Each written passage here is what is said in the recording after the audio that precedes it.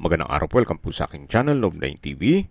Patalasasan po, meron po ba kayong mga properties na napapabayaan or non-performing assets?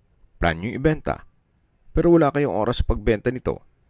Kung ito'y pagkakatiwala nyo po sa amin, tawag lang po kayo sa aking numero, usap po tayo, gawin ko po ng video for free. Yes, libre po, wala po kayong babayaran. Tutulungan pa namin kayong mabenta ang inyong property. Kami na po bala sa marketing, sa boosting or paid ads.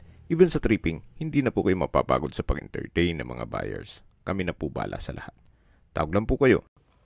Nandito po tayo ngayon sa Santa Cruz, Zambales, kung saan meron po tayong bagong video presentation.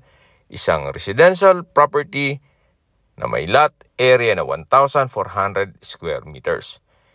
Ito po'y walking distance lang papunta sa dagat o sa shoreline. Patag na patag po ang lupa, kaya usable po lahat. Wala pong masasayang. Meron na rin pong bakod, buong property. Napakatahimik po ng lugar, sariwang hangin, at sa klima naman po, banayad lang, hindi naman siya ganun kalamig at hindi naman ganun kainit. May access na rin po dito ng tubig, kuryente, at internet provider. May ilang mga fruit-bearing trees din po dito sa loob, gaya ng saging, nyog, mangga, at marami pa pong iba.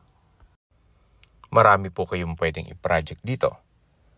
Pwede nyo pong lagyan ng mga transient house o kubo at gawin yung staycation business. Kasi po may mga naghahanap naman ng mga tahimik na lugar o yung tipong maging pribado naman ang kanilang buhay kahit sa konting sandali.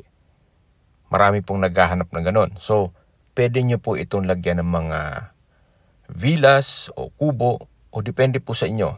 Total, itong property naman ay may access naman sa dagat.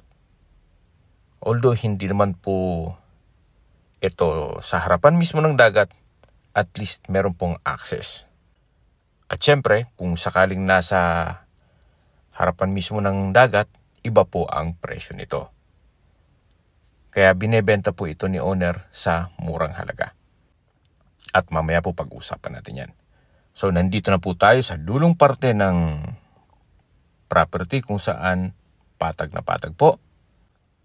At hanggang dun sa dulo po ay may bakod. Then, kung ayaw niya man pong magnegosyo, pwede rin po ito para sa inyong retirement. Lagyan niyo po ng maliit na bahay bakasyunan at malaki pa po ang espasyo na pwede niyong pagtanman. At tungkol naman po sa documentation nito, ito'y tax declaration. Labas po tayo para check natin yung daan papunta sa dagat. So ito po yung barangay road. Then sa harapan po nitong property ay meron pong ilog.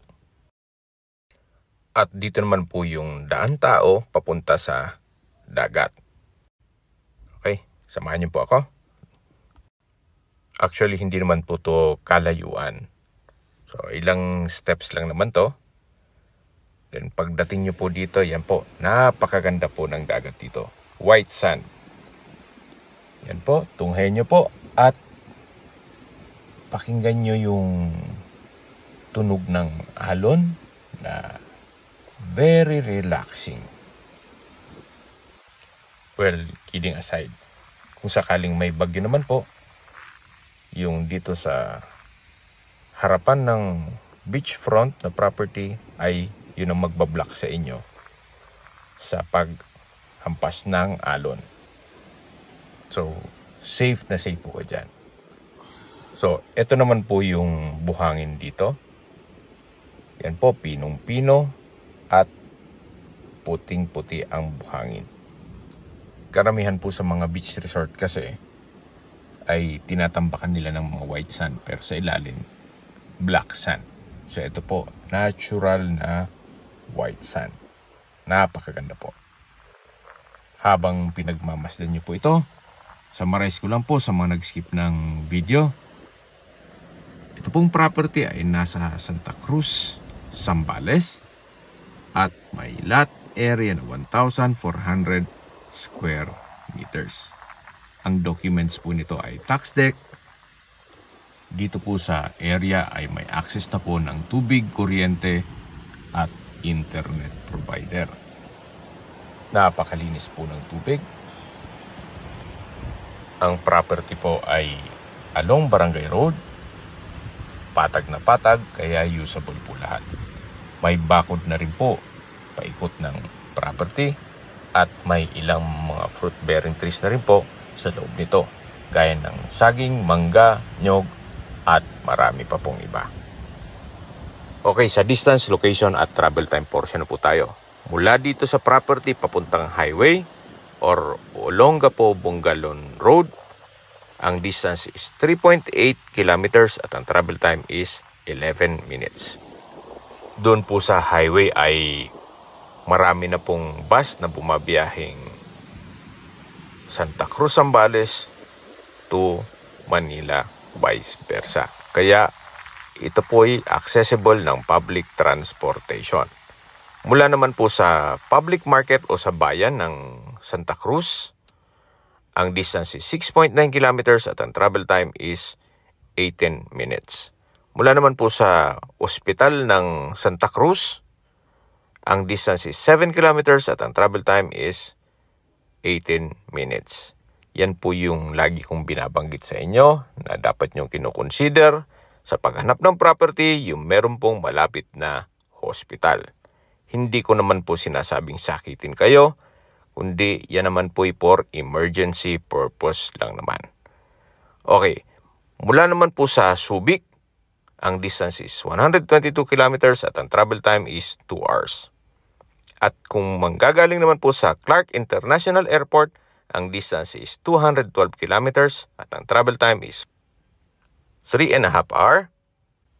At kung manggagaling naman po sa Manila, ang distance is 276 kilometers at ang travel time is 5 hours and 22 minutes. Kaya please manage your expectation. Medyo mahaba-haba po ang biyahe.